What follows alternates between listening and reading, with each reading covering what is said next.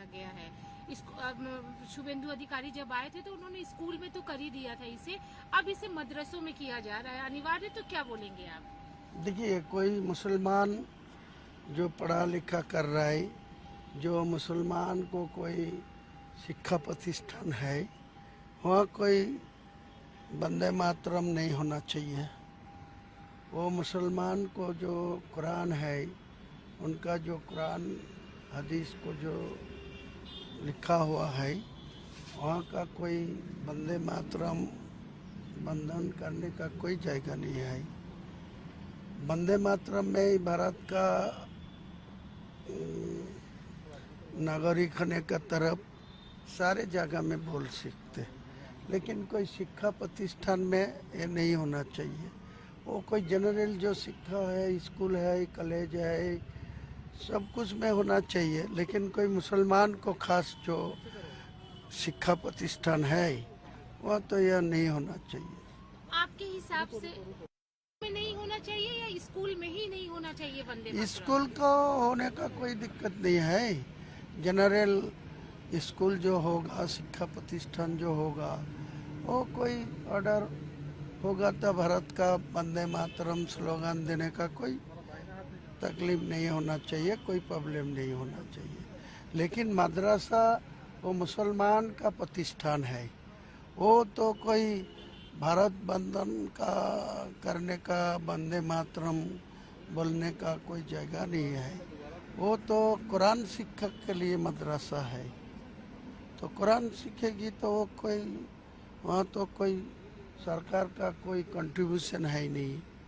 जितने सारे मदरसा है वो मुसलमान को पैसा से चल रहा है। मुसलमान को गरीब, यतीम, जो पिता नहीं है, माता नहीं है, इनको जो बच्चा है वो मदरसा में पढ़ते हैं, तो इनको सरकार के तरफ कोई देने का नहीं दिया, तो उनको क्या ये सब निर्णय ले रहा है। आपके हिसाब से क्या मदरसों में कुरान पढ़ाया जाना चाहिए?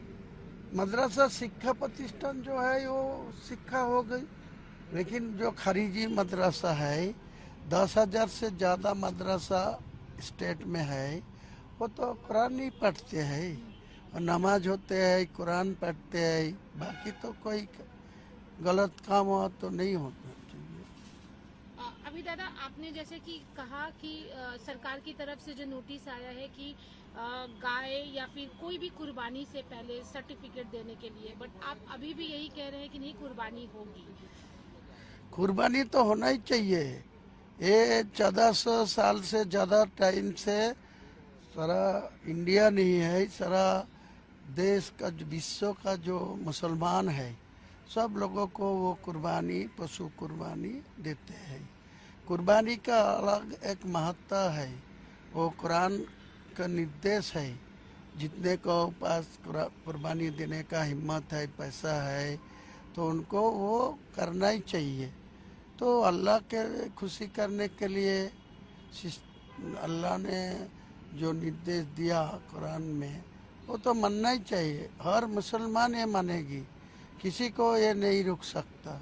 लेकिन दादा मुसलमानों में भी वर्ग हो गए हैं, जैसे तोहा सिद्दीकी हो या फिर बाकी और कोई, उन लोगों का कहना है कि सरकार की अगर निर्देशिका है तो ठीक है, हम गाय नहीं खाएंगे या हम कुर्बानी नहीं करेंगे। इस पर आप क्या बोलेंगे? अरे वो कोई गाय खाने के लिए मना करेगी, कोई ऑर्डर करेगी, तो अलग सिस्टम है, देश भर के करने दीजिए ना। तो दिल्ली में वो भैंस का काट के, वो गाय काट के एक्सपोर्ट इंपोर्ट कर रहा है, वो पैसा क्यों खा रहा है? इंडिया गवर्नमेंट क्यों ऐसा कर रहा है? सारे लाइसेंस कैंसिल कराना चाहिए।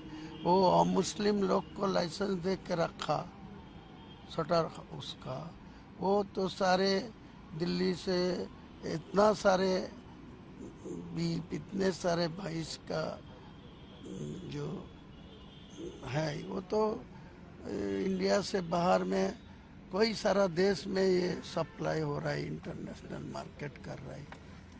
तो यहाँ क्यों ये सब बोल रहा है? ये बोलने का जरूरत नहीं है।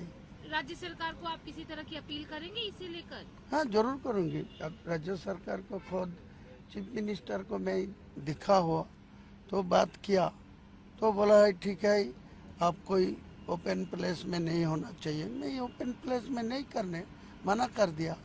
ओपन प्लेस में कैसा करेगी वो तो अपना अपना खुद घर में घर का अंदर जो जगह है वो मकान का अंदर जो जगह है उनको जगह में ये कुर्बानी करेगी, क्या दिक्कत है? कोई मना करने का हक ही नहीं है। मेरा मुस्लिम लोगों को जो मानना वो मानने चाहिए और मुस्लिम लोगों को जो जो कुरान मुताबिक जो ईद का नमाज पढ़ना, रोज़ा रखना, कुर्बानी करना, ईद उल अजहा का नमाज पढ़ना ये मुसलमान लोगों को हक है। ये क्या रोक सकते? कोई रोक नहीं सकते। एक और चीज दादा, जो बुलडोजर चल रहे हैं अनऑथराइज्ड कंस्ट्रक्शंस पर, उसे आप कैसे देखते हैं? क्योंकि वो कोई इनलीगल कंस्ट्रक्शन बना के रखे, इनको बुलडोजर दे के कोई तोड़ेगी तो मैं इनको कोई खिलाफ नहीं जाऊंगी। गवर्नमेंट को तरफ कोई इनलीगल कंस्ट्रक्शन क्यों बना के रखा, उनका ही जिम्मेदारी है। वो कोई ऑर्डर देना चाहिए, मौका देना चाहिए, वो तोड़ देना, रिमूव करना। तो रिमूव नहीं करेगी तो सरकार के तरफ जो बुलडोजर लगा के तोड़ देगी, रिमूव कर देगी तो क्या दिक्कत है? लेकिन तृणमूल तो इसे गलत मान रही है। आज वो प्रोटेस्ट करने पर उतर आई है। वो प्रोटेस्ट कहीं अंदर में करेगी, कोई बाहर आके करेगी। कोई इनलीगल कंस्ट्रक्शन का मैं कोई भी सपोर्ट नहीं दूंगी। इलीगल कंस्ट्रक्शन की बात करें तो अभिषेक का जो घर है उसमें भी है कि अब एक तरीके से हाँ, कुछ तो न वो कुछ भी बना तोड़ना है। चाहिए, वो भी रिमूव करना चाहिए। किसी के लिए लॉ तो अलग नहीं है ना, किसी के लिए लॉ अलग नहीं है। वो तो होना ही चाहिए, वो अभिषेक हो और दूसरा कोई हो।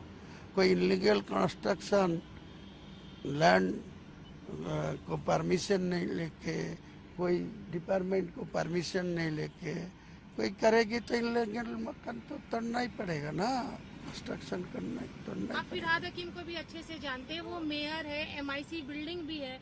उनका तो कहना है कि जो भी नोटिस गई अभिषेक के से रिलेटेड प्रॉपर्टी पर उनकी जानकारी ही नहीं है। पड़ेगा। उनको जानकारी है ही नहीं तो वहाँ है ही क्यों? वो तो तुरंत इस्तीफा देना चाहिए, उनसे रिजाइन करके घर घुसना चाहिए। वो मेयर होके बैठे हैं, उनका ऑफिस से ये नोटिस जा रहा है, उनका जानकारी नहीं है। ये क्या बोलना चाहते? पागल आदमी हो गया। इनको कलकत्ता का मेयर बन के बैठे हैं और उनका ऑफिस से उनका जो सारे अधिकारिक है वो नोटिस भेज रहा है, तो जानकारी नहीं था वो कैसे है? उनको तो तुरंत रिजाइन करके घर घुसना चाहिए। दादा, इसी से रिलेटेड है कि ये जो नोटिस गया है बोरो 9 से गया है। उसकी जो चेयरपर्सन थी देवलीना विश्वास, उन्होंने इस्तीफा दे दिया है बोरो चेयरमैनशिप से, सिर्फ इसलिए कि पार्टी उन पर प्रेशर बना रही थी, कुछ इधर उधर का काम करने के लिए बोल रही थी जो उन्हें नीतिगत नहीं लगी। पार्टी की तरफ से एक इनको थ्रेट ये तरीका में पहले होना चाहिए। वो आज गवर्नमेंट को हट गया, ममता बनर्जी टीएमसी गवर्नमेंट से चुनाव हार गया, बाद में ये बोरो चेयरमैन में रिजाइन कर रहा है। इनको पहले तो नहीं रिजाइन किया, अभी वो पैसा नहीं ले पाया इसीलिए रिजाइन कर दिया। मुख्यमंत्री शुभेंदु अधिकारी ने कल बीएसएफ के साथ में मीटिंग की थी। उन्होंने साफ तौर पे कह दिया है कि जो घुसपैठिए आए हैं बांग्लादेश से अवैध तरीके में, उन्हें अब किसी दूसरे जगह नहीं बल्कि डायरेक्ट बीएसएफ को सौंप दिया जाएगा। वो बीएसएफ के अंडर में अब रहेंगे। वो सही बात किया मुख्यमंत्री, जो बात किया मैं सुना खुद। जो बेआईनी घुसपैठी कोई बाहर से कोई अलग देश से आएगा तो उनको खिलाफ कार्रवाई होना चाहिए। लोकल जो थाना है वो पकड़ के बीएसएफ को हाथ के सौंप देगी तो बीएसएफ को उनको उसी देश में कांटेक्ट करके वो वापस देगी। यही तो बोला है, वो तो होना ही चाहिए। दादा, कि आप भी मानते हैं कि पिछली सरकार की वजह से घुसपैठिए मतलब अवैध तरीके से बांग्लादेश से लोग यहाँ पे घुसे थे, क्योंकि यहाँ पे बॉर्डर का एरिया अच्छा खासा है ना? वो ज़्यादा मेरा मालूम नहीं है, नहीं होना चाहिए। सेंट्रल में तो होम डिपार्टमेंट है, कोई बेआईनी घुसपैठी आएगी तो इनको भी जिम्मेदारी है, इनको भी देखने का जो हक है। तो कोई नहीं देखे, कोई आए किसी बेआईनी कोई घुसपैठी को मैं ही सपोर्ट नहीं दूंगी। फेंसिंग के लिए जमीन भी दी गई है हाँ, बीएसएफ। होना चाहिए। तो ज्यादा से ज्यादा जमीन नहीं दिया, 27 किलोमीटर के अंदर जो होगा होने दीजिए। बाद में फिर जो है 600 किलोमीटर अभी तक पेंडिंग है। 2200 से ज्यादा किलोमीटर स्टेट का है बॉर्डर इलाका, तो 1600 कंप्लीट करके रखा। 600 से ज्यादा ये है, 27 किलोमीटर ओनली फॉर हैंडओवर हुआ। तो होने दीजिए, काम करना चाहिए। ज्यादा बोलने के तरफ जो काम करना चाहिए। शुभेंदु अधिकारी जी को मैं यही बताऊंगा, ज्यादा बात कम कर लीजिए, ज्यादा काम कर लीजिए। आपको लगता है कि वो बात कम कर रहे हैं, मतलब बात ज्यादा कर रहे हैं और काम कम कर हाँ, रहे वो हैं? तो 15 दिन हुआ, हाँ। 9 तारीख आया, 15 दिन भी है नहीं, 10 दिन गुजार गया। तो ज्यादा से ज्यादा अधिकारी को पावर दे दिया, तो उनका पुलिस दफ्तर, होम दफ्तर उनका पास है।